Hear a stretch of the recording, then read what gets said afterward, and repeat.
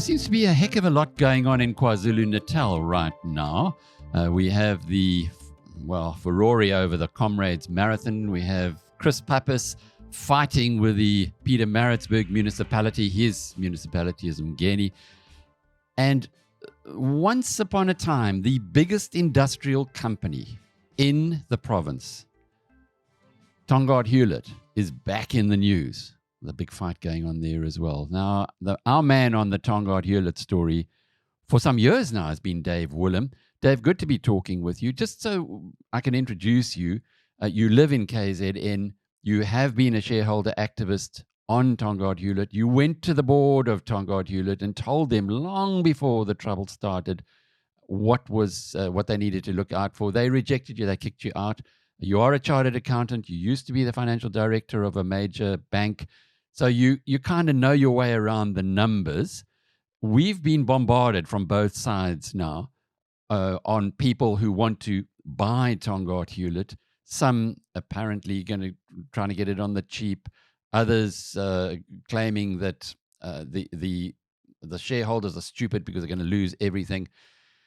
If we can just start at a basic position of somebody who knows nothing about Tongaat Hulett, in many ways, it's a bit like what happened with Steinhoff, where here you had a company that was once allegedly an incredible operation, but actually there was all kinds of funny stuff that happened inside. Just in a nutshell, tell us what went on. Morning, Alec, and thanks for having me on.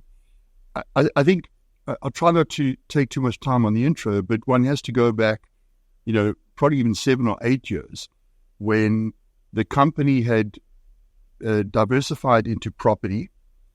That property for a while was really, really successful. The whole of the Durban North area from Umhlanga Ridge all the way out to the airport became very, very fertile ground for Tongaat.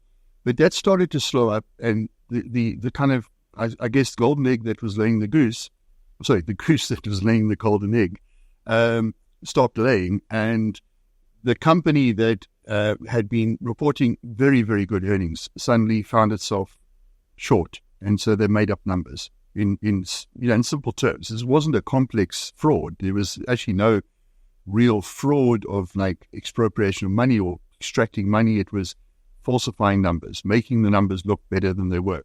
In that process, they also accumulated a lot of debt. So it's usually a red flag to anyone when profits are high and the company is raising a lot of debt. Well, if your profits are so high, why do you have to raise debt? That was the starting point. Since then, obviously, things unfolded very quickly. The company was, put a massive investigation, and they determined that multiple billions of assets that were being carried weren't really assets. They were either deferred expenditure or they were property deals that were fictitiously created. The board decided at a point that they needed to go into business rescue. The banks had drawn a line in the sand. And I have some sympathy for the banks in a way. I have less sympathy now, but at that stage, I think they'd been dragged along for a long, long time. They'd been told one after another false promise. And they drew a line and said no. The BRPs came in October 22. They took some time to get the handle on things. We were concerned right from the beginning that the agenda that was set by the BRPs was flawed. They insisted on the group being sold whole. We couldn't really understand that a company with multiple billions of debt would have that as its primary goal. And so what we saw was many, many suitors, but mostly wanting one or two or parts of the business. They eventually settled on a company called KZN, a Tanzanian company, and they promised the money. They didn't come up with the money. We're not sure of exactly what happened, but they presented a guarantee by the IDC, and the IDC failed to deliver on it. It was withdrawn. The person was suspended. So we were back to square one. And since then, we've just had quite frankly, a mess. We've had bidders coming in, bidders going out. We've had no transparency at all. We asked the BRPs to give us information. We have not had any financials since March 22. And even those financials were a kind of summary of the financials. They weren't proper financials. So the last audited annual report published by Tongaat was March 21. Now, we believe that's a fundamental transgression of the listing requirements because they're a listed company. They might be suspended, but they're still listed. In fact, they're a company. They also have to comply with the Companies Act. We've been told, no, the auditors won't sign off the financials. And we understand that because they're not a going concern. But you can qualify. That's why we have qualified audit opinions, why we have emphasis of matters. So we find that reason absolutely bizarre. But what we got to to fast forward now, we got to December, there were two players, RGS, a Mozambican outfit, Vision, a consortium of South African, Pakistani, and Zimbabwean, so two South African players and a Pakistani and a sugar operation and a Zimbabwean business. And they emerged as the preferred bidders in the BRP process. There was a lot of controversy, a lot of court interdicts, a lot of court cases that ran around December. The sugar industry launched an interdict because they were owed money. There have been interdicts launched by creditors. There were interdicts raised by just about everybody. But at the end of the day, the BRP was approved on the 11th of January after 3 adjourned meetings and multiple amendments, last-minute amendments, little words changed. But when you look at those words, they turned out to be very, very important. For example, the biggest issue we face right now, Vision has supposedly acquired all the lender claims, i.e. they've acquired from the lender group, the 11 financial institutions, all the loan claims on Tongaat and all the security, which makes them by far and away the largest creditor and a secured creditor for that matter. It turns out, however, they haven't paid for those loans. So that for us was a big issue because we said, well, hold on, you can't buy the loan claims on a company on credit. That's bizarre. Never mind the business rescue practitioners accepting that on that basis, because what happens when you don't pay? What happens if you don't come up with the money? Are the banks going to take back those loan claims? Are they going to take back the security? Tongaat Hulett has lots of ground to the north of Durban and Mklanga. It did great developments. At some point in time, those old sugarcane fields, which it still owns, have got to be worth something. They've also got a good operation in Zimbabwe, which at some point in time has got to be worth something. Similarly, in other parts of the region. Why is it that shareholders are getting nothing? Is this because the banks are owed so much money that it doesn't matter what those assets are worth, they're actually never going to be able to repay the debt? It's a very good question. Well, the total debts as compiled by the claims on the company, secured and unsecured, compiled by the business rescue practitioners, are about 12 billion rand. So I guess common sense would tell you if the assets, the sum of the value of the assets or sum of the parts or the value of the whole is more than 12 billion, then shareholders have something. If it's less than 12 billion, they probably don't have a lot. I would guess that there was a time when these assets were worth way more than that. In fact, we were told in 2021 and 2020 that the land itself was worth 11.5 billion rand by the auditors with a certificate of valuation produced by a major independent property valuer. So, but they've told us since then, well, the land might be worth that if you wait 100 years, but it's not worth that if you fire selling assets for liquidation. So that is real. That's an accepted concept. Similarly, Mozambique is a fantastic operation. We know we have bids on the table for approximately $200 million for Mozambique. That translates to about 3.7 billion. We know that Zimbabwe is one of the best sugar states in the world. It is in dire straits right now because of local geopolitical issues and political issues and lack of care by the Tongaat management, but it's one of the greatest sugar states in the world. It produces 500,000 tons of sugar at some of the highest yields in the world. So that is a very highly valued business if Zimbabwe can stabilize. South Africa is a diminishing sugar producer. in that the land is not irrigated and relies on rainfall. But nonetheless, it produces 500,000 tons of sugar as well, South Africa, and can produce up to 600,000 tons. So when I add all this together and I say it's roughly 1.4 million tons of sugar, should produce EBIT of around 1.2 to 1.4 billion rand.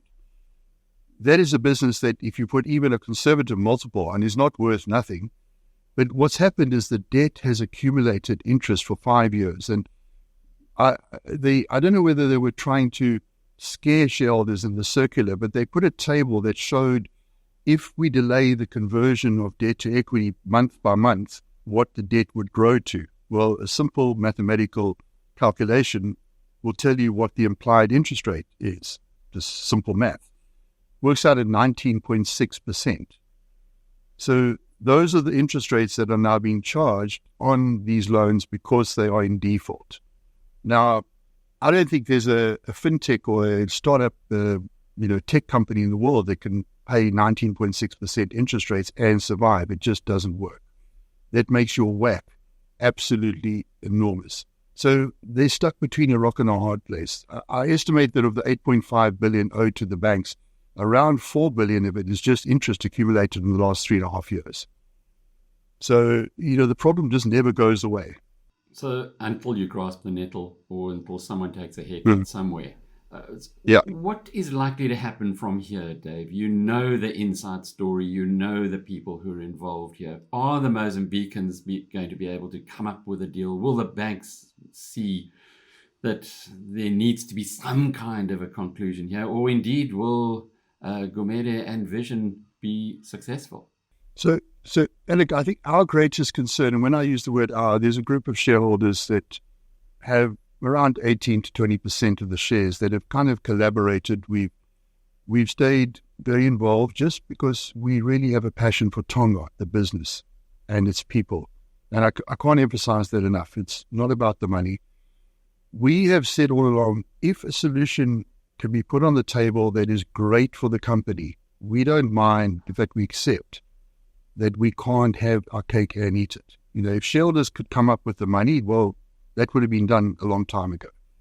They didn't show any interest. Most of the institutional shareholders sold and went away.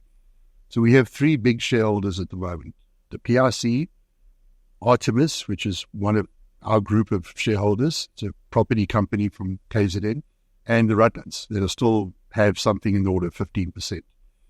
For the rest of it, we just want a solution that is going to help these companies keep the North Coast economy alive first and foremost. And obviously Zimbabwe and Mozambique, where they're also very significant. Hundreds of thousands of livelihoods or people depend on the livelihoods of these businesses. We are puzzled that the choice of Vision, which is, we believe they're paying 3.6 billion rand for the 8.5 billion in claims. So they're getting about a 60% haircut. That they haven't been able to pay for that portion of the acquisition. They still have to pay creditors in terms of the BRP plan. They still have to pay the Sugar Association. And most importantly, they've got to put money in the company. This company needs about R1 billion capital injection.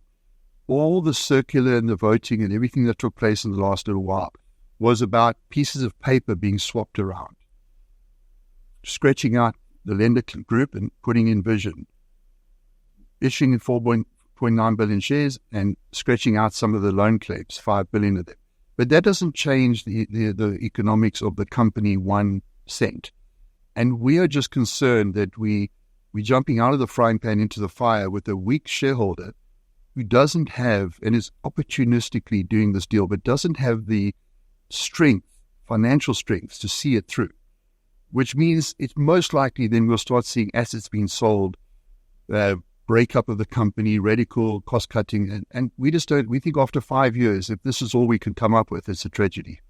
What's happened to the employees? What's happened to those people who at one stage there were many thousands employed or who relied on Tongaat Hulett for their livelihoods? What's happening there? And is this what's concerning you, that they could finally have the rug completely taken away from them? Alec, liquidation, which the BRPs and Vision are sort of threatening as the outcome, they were very, very angry with shareholders voting no last week. And I think they didn't really pause to talk to us or even engage with us at all to understand why. Why did we do what we did? We did it because we were concerned that if they got 97% of the company and they hadn't put money in, all the money for the debt, they had complete control. There was no more real avenues for intervention. But the company, by and large, remember, Mozambique and Zimbabwe are not under business rescue. They're independent operations in a foreign country. They have been neglected tremendously. There's been no money, no management time.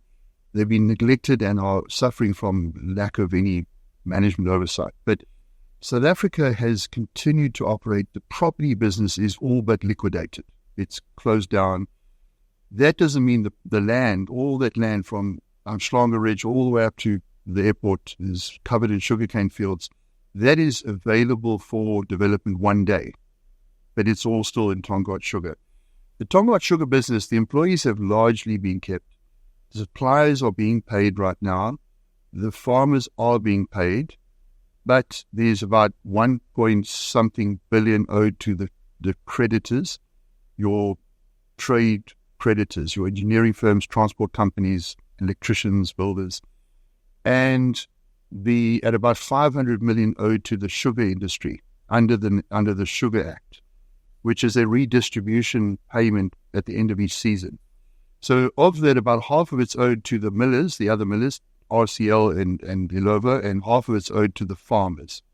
So there's a lot of money, a couple of billion has been lost, but to be honest, I'm very, very grateful that by and large, jobs have been saved, the growers are being paid, creditors are at least being paid now.